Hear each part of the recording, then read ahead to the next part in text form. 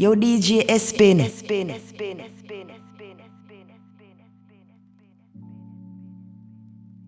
Concert photography is a thrilling and rewarding career, but it can be tough to break into. In this video I will share some tips and tricks for building a portfolio and getting started as a concert photographer.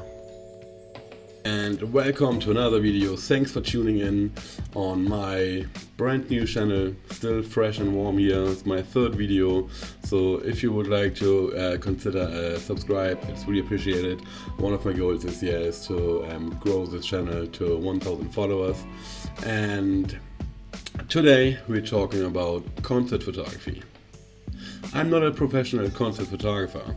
However, I've started concert photography a couple of months ago and I'm very happy with the progress I've made. I thought I'm going to share these tips and tricks I've already gained.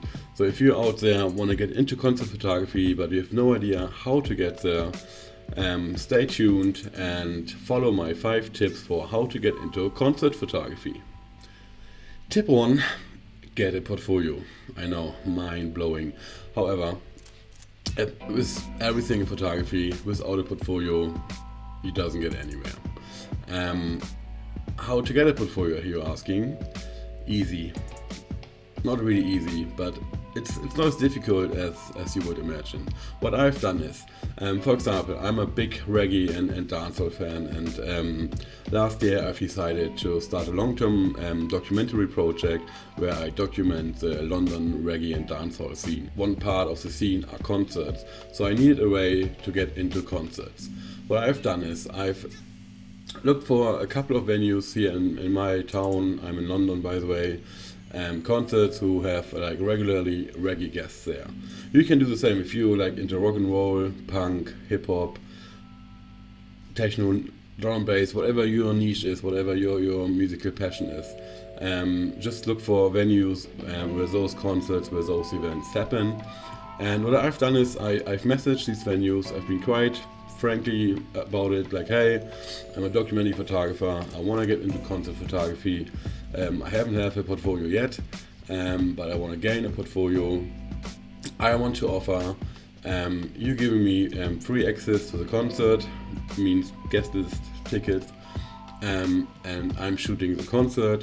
I am more than happy to share this photo with you so the venue can use these photos for their website, for the socials, and on the flip side you can use the photos for your own portfolio.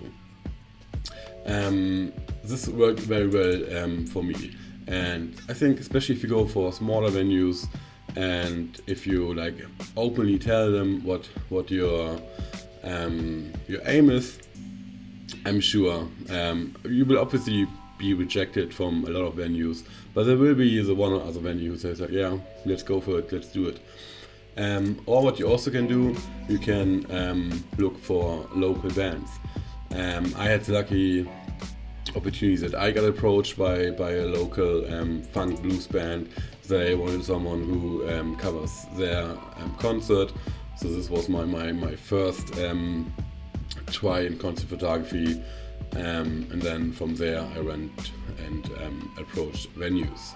Tip 2, I kind of touched on it in tip 1 already, but I would say find your niche is quite important. And now I'm not talking about Instagram growth here. I'm talking about especially when you shoot concerts for free and you want to build up your own portfolio. It's nice to shoot events, like events of a music genre you have some sort of a passion to. Like I usually, till now, it probably will change in the future, I only shoot reggae and dancehall concerts, because this is where my heart goes. I love this music, and loads of the concerts I've covered, I would probably have gone there anyway. That whatever your musical passion is, whatever music you're listening to, try to get into those concerts, because if you work for free, it's definitely much nicer to shoot a concert which you also enjoy. Tip 3, be early. It is unfortunately a waiting game, and especially in smaller venues, when you start out with concert photography, where you usually don't have like a press pit, like a dedicated area in front of the stage, between stage and the audience.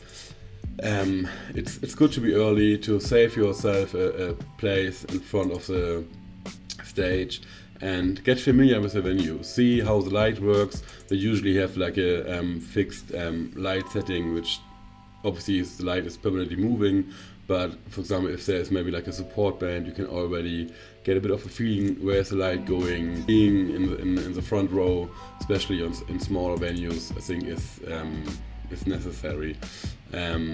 Otherwise, you want to shoot with like a zoom lens, but then you need a zoom lens with a very high aperture, which is very cost expensive. So be early, get familiar with the venue, use the time to maybe document the surroundings. I'm always keen to take some photos of people there, or details of the stage, whatever.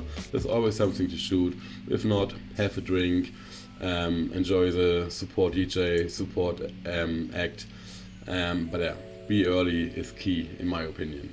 Tip 4, quite an obvious one. If you're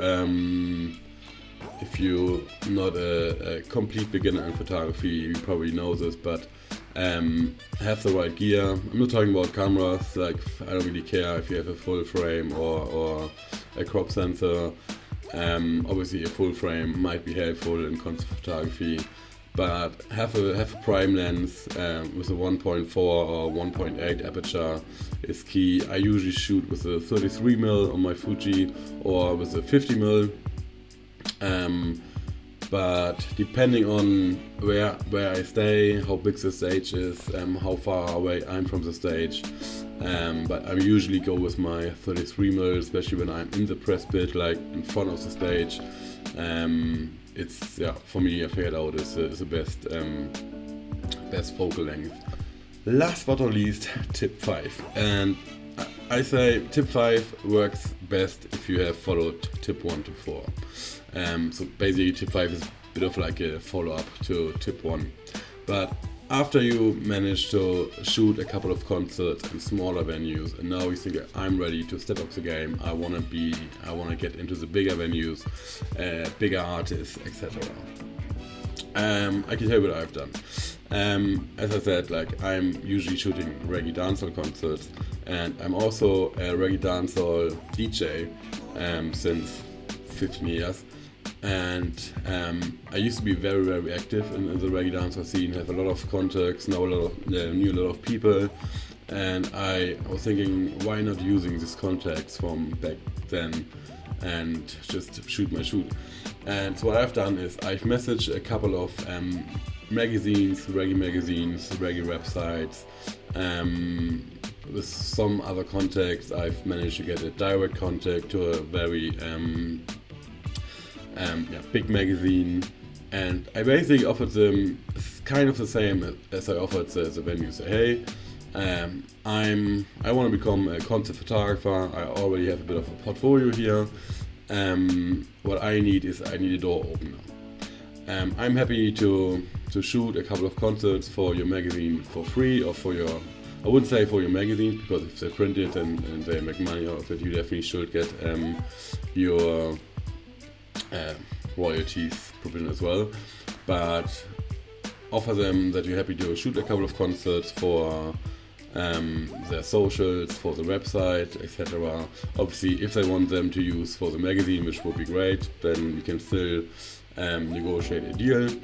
And all they need to do is basically approach concerts or festivals, whatever, because for them it's much easier. If it's like a magazine, let's say like you want to shoot heavy metal concerts, and a big heavy metal website or a big heavy metal magazine is approaching a heavy metal festival, say, hey, can I send around one of the photographers? It's most likely they get the press accreditation for you. But what I also would recommend is be prepared. When when I asked my magazine if they can message festivals or concerts for me to get me in there or to get a press accreditation for me, what I'm doing is I already do my research, see like who's promoting this festival, who's promoting this concert, is there like a press contact, for example, or can I find the promoter. There are always ways on the internet, even LinkedIn. There's so many resources that will help you to find the right point of contact for you. And whenever I ask my magazine if they can approach them, I already send them over the contact address, because I don't want to be a burden for them. They do me a favor, so I want to be less a burden as possible. But yeah, it's a good relationship, and maybe I've been a little bit lucky or had a little bit of an advantage because I knew certain people. But I'm very sure if you go this way, start small. Obviously, you always start little.